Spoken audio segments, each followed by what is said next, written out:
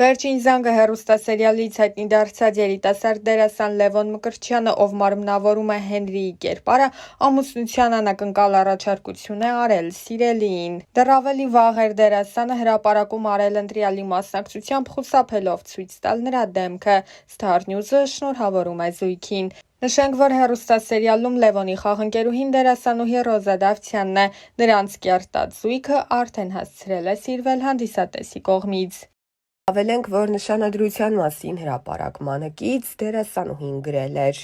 Հոկտեմբերի 11 ես նշանադրվեցի։ Մեր պատմությունը տարբեր է ու բնավ նմանություն չունի քո իմացածներին։ Իմ անցած ճանապարհը շատ ավելի անհարթ է, քան դու կպատկերացնես, բայց ես անցնում եմ այդ ճանապարհը վեհորեն եւ անտրտունջ։ Այս կյանքում ինձ բաժին հասածը կորցնելու եւ գտնելու մասին ճանապարհներն են։ Իմ բոլոր գտածների հետևում կորուստներ են, բոլոր ձեռքբերումներիս հետևում անթիվան համար ձախողումներ, բոլոր ժպիտներիս հետևում հեկեկոցներ։ Կորուստներ կան, որոնք չեն փոխարինվում, չեն մոռացվում, չեն սպիանում եւ ի հակառակ նշվածներին խորը արմատներ գցելով օրերից մի օր անգամ ծիլ են տալիս, բայց գուցե փառատողը այն է, որ գտնվելիքների մեջ եզակիորեն, բայց գոնե լինում են դեպքեր, որ երջանկացնելու ձևը եւս չմոռացվողներից է դառնում։ Ես չեմ վախենա ասել, որ հորս կորցնելուց հետո քեզ գտնել է իմ կյանքում եղած, լինելիք եւ այժմյան եղածներից ամենից անգինն է։ Իմ փոթորկոտ կյանքին հանգստություն տվողն ես, իմ չբթացող ցավերի լուր կիսողն ես,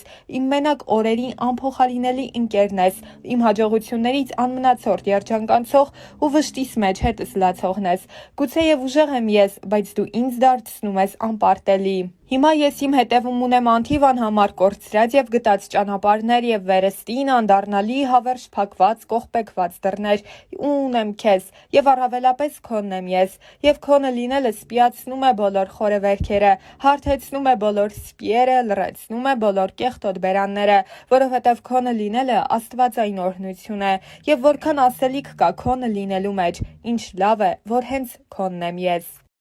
Երիտասարդ դերասանուհի Ռոզա Դավթյանը կարողացավ հայտնիություն ձեռք բերել շատ կարճ ժամանակահատվածում, ինչպես ասում են, մեկ նախագծի օգնությամբ։ Բնական էր, որ այդ ճանաչումը իր հետ պետք է հանրության հետաքրքրության նոր ալիք բերեր իր հետ։ Այս ընթացքում Ռոզան մեկ ծավալուն հարցազրույց է ունեցել, որի ընթացքում անձնականի մասին որոշ մանրամասներ էր հայտնել։ Դեռ հեռուստասերիալի ընթացքում շատ էր քննարկվում Ռոզայի եւ դերասան Կարեն Ասլանյանի սիրավեպի մասին լուրը։ Այդ թեմային անդրադառնալով դերասանուհին նշել էր. Ես երբ գալիս էի հյուր ինքս ինձ ասացի, որ պետք է լինի մի տարածք, մի ներքին բան, որը միշտ քոնը պետք է մնա ու ես կարծեցի, որ անձնականը ամենաճիշտ տարբերակն է դրա համար։ Ես ու Կարենը հոյակապ ընկերներ ենք, մեզ մոտ ամեն ինչ լավ է տաղավարում։ Դրանից դուրս մենք երբեմն շփվում ենք, բայց իմ անձնականը միայն իմն է, ոչինչ չեմ կամ ոչինչ չեմ փաստում։ Ես մի բան կասեմ, այնինչ իրականում կա առանց իմ ասելու կամ մեկ ուրիշի հերքելու կամ փաստելու միշտ երևում է։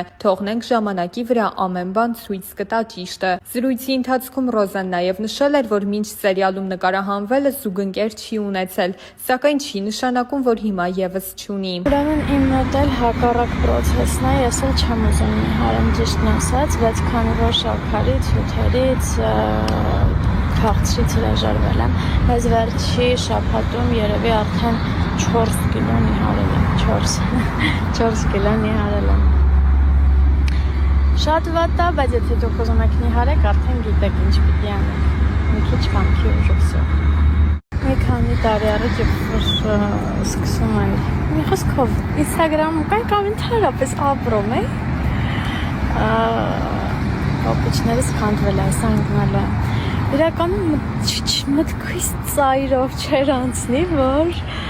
հնարավոր է ինձ մի օր ամեն օր այս հարցը տա։ Երեխեք, ապշում եմ։ Ես այդքան մեծ չեմ, որ ամուսնանալու մասին դեռ մտածեմ։ Ըստիս, եթե կարելի է, տենց մտածեմ, հա։ Չգիտեմ, ինչի եք ես հարցը այսքան տալիս ինձ։ Սա կարծում եմ այն հարցերից է, որը մի պատասխան իր մեջ չի ներառում, այլ շատ ու շատ պատասխաններ, որովհետև ինքս ինքյան արդեն ինդիվիդուալ հարց է ու հետևաբար ինդիվիդուալ եւ յուրապատասխան ակնկալում։ Տեսեք, եթե օրինակ ունեք քթի կոմպլեքս, արտաքին կոմպլեքսների մասին ես խոսենք, դրա լուծումը արդեն դուք կարող եք տալ, բայց եթե խոսքը ներքին կոմպլեքսների մասին է, դա արդեն հոգեբանական մոտեցում է պահանջում։ Չգիտեմ, կան իրականում կոմպլեքսներ, որոնք այնքան էլ կոմպլեքս չեն, ինչքան մենք ենք դա դարձնում այդպիսին, բայց արդեն ներքին կոմպլեքսները դրանք լուրջ բարդություններ են, որոնց դեմ պիտի հոգեբանորեն պայքարեք։ Չգիտեմ ինչքանով կարողացա օգնեմ, շատ դժվար հարցեր, դժվար պատասխանել ակնկալում էր։ Սա համարենք վերջին հարցը, որովհետև գիտեք, որ ես ատում եմ շատ ստորիներ ու երբ որ իմ մոտ էլ այնպես ստացվում, որ շատ են նյարդերից, չգիտեմ ինչ եմ, Instagram չեմ մտնում, որ չտեսնեմ, որ շատ եմ գցել։ Տեսեք, ես այս հարցին, թե հաղորդման ժամանակ, Օվսիկետ մեր հաղորդման ժամանակ, թե առհասարակ ստորիներով ինչքան տասեք, ես անընդհատ պատասխանում եմ, կամ դուք ուշադիր հետևորդներ չեք, որ այս հարցն ինձ անընդհատ տալիս եք, կամ չգիտեմ, դուք մտածեք արդեն ձեր պատասխանները գտեք, էլ չեմ պատասխանելու, վсё, բարի լույս, իրականում հաճելի է, երբ որ բարի լույսն ասում ես տեղին ու ճիշտ ժամանակին, ոչ թե օրինակ արթնանում ես կեսօրին, բայց կոնտենտ վարելու համար ասում ես բարի լույս, ես բարի լույսը դիմավորել եմ, դրա համար բոլոր իրավունքներն ունեմ ձեզ ասելու բարի լույս եւ ասեմ, որ ոչ թե դուրս եմ եկել վազելու, չնայած նրան, որ ես երկար տարիներ զբաղվել եմ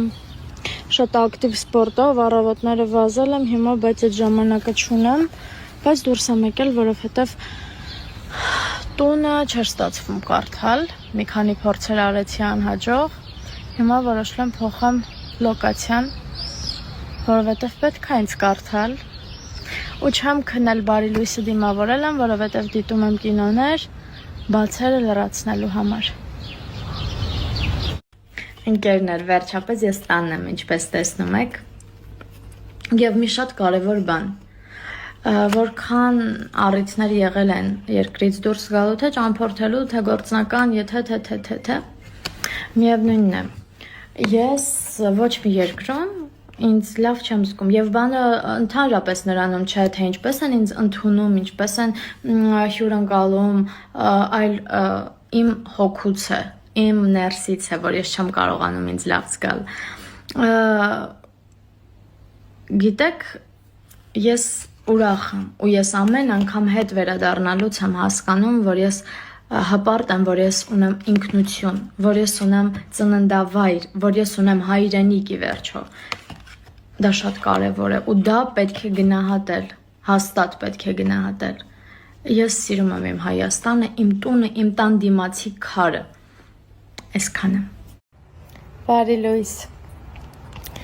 Ուրեմն երեք մոլից մի քանի բան եմ վերցրել, դրանք հիմա ռասպակովկա կանենք միասին։ Հետո պիտի իրերը կամաց սկսեմ դասավորել, ընդհանուր արագացված հոլովակ կփորձեմ անել, տեղադրել, որպեսզի դուք էլ այդ process-ին մասնակցեք, որովհետև մի քանի օրից գալիս եմ ու ես չեմ սիրում այդ վերջին օրը անեմ։ Հետո ուզում եմ գնանք ծով։ Սիրուն նկարներ անեմ, ուղղակի ծովային հագուշ չունեմ, չգիտեմ, չեմ վերցրել, մոռացել էի։ Տեսնեմ, թե հարմար բան կգտնեմ, կանենք։ Հետո արդեն որ գնամ կապի դուրս կգամ, ձեզ լավ, սիրուն, պոզիտիվ, հավես, դրական օր։ Քիչ եմ սեզ բաներ ասում, բայց հաճելի էր ասել եմ։ Այսօր շատ մեծ մոտիվացիայով եմ արթնացել, իրականում պատճառը գիտեմ ինչի, որովհետև գնացել էի ակադեմիա, թե Գորգի կոտը այնտեղ դասավանդում է ու այնպիսի ոգեշնչող, այնպիսի կյանք տվող երևույթների մասին էր խոսում, որ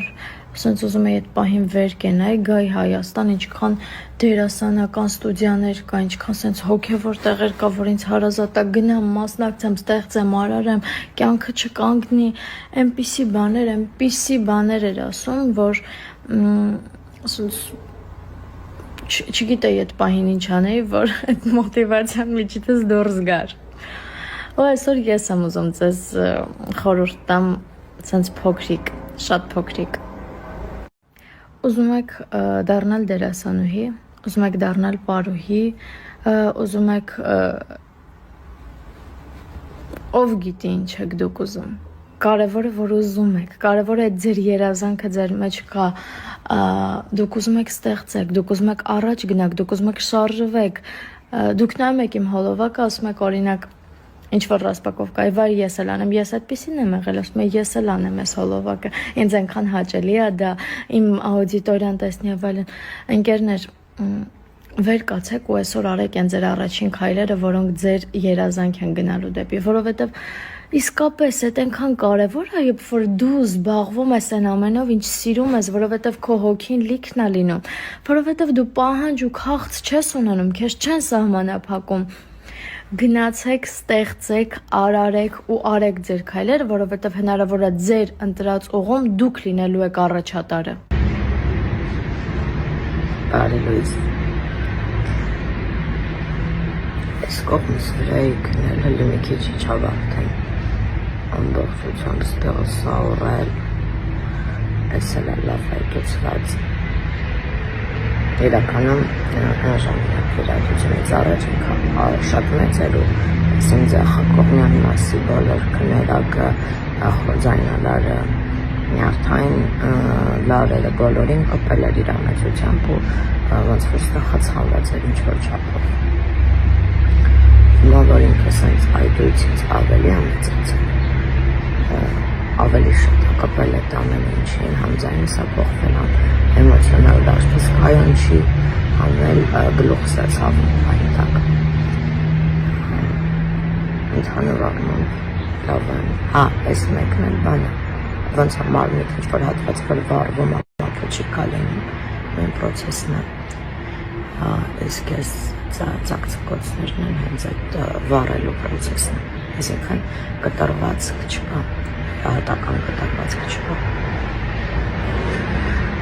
Աչքերս էլ առել մի քիչ, որտև